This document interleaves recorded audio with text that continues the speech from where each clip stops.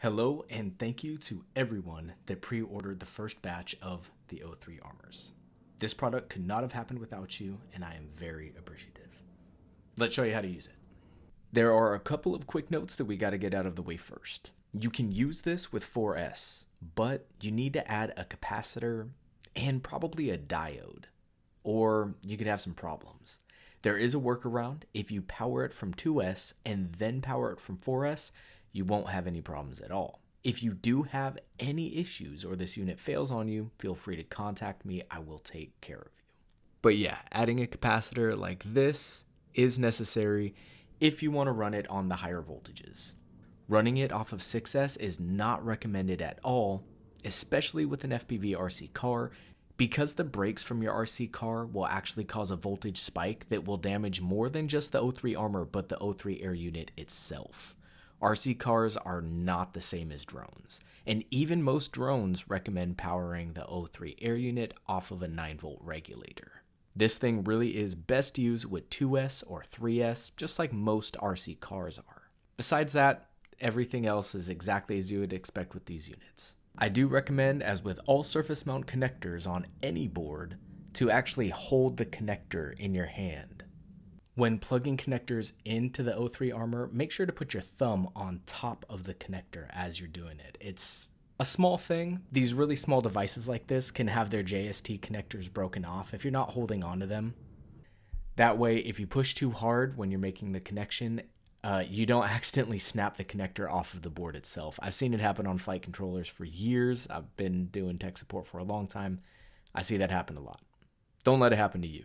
But besides that, I have been beating the snot out of this thing, and I have not been able to get them to fail. Let's show you how the rest of the features work.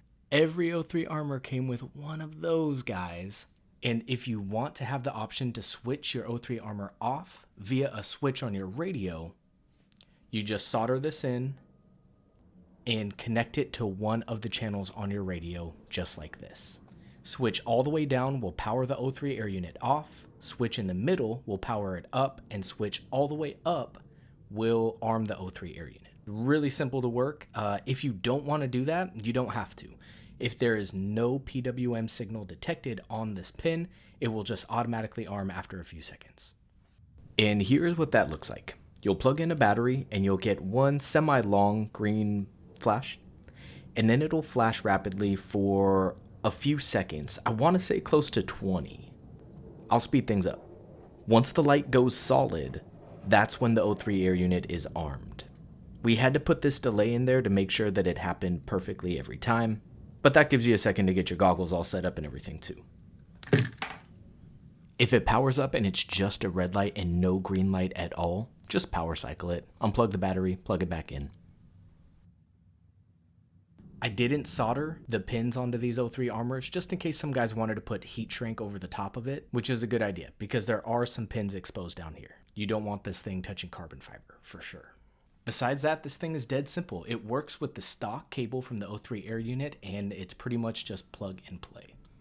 Again, if you guys have any troubles at all, just get in contact with me. I don't want this to be an issue for any of the people that pre-ordered from the first batch. I understand that this is a product that I'm first releasing and I am new to doing stuff like this. So if you do have any problems, I want to take care of you. Right on, guys. Tag me on all the projects that you guys make with this. I want to see them. And yeah, thanks again. See you.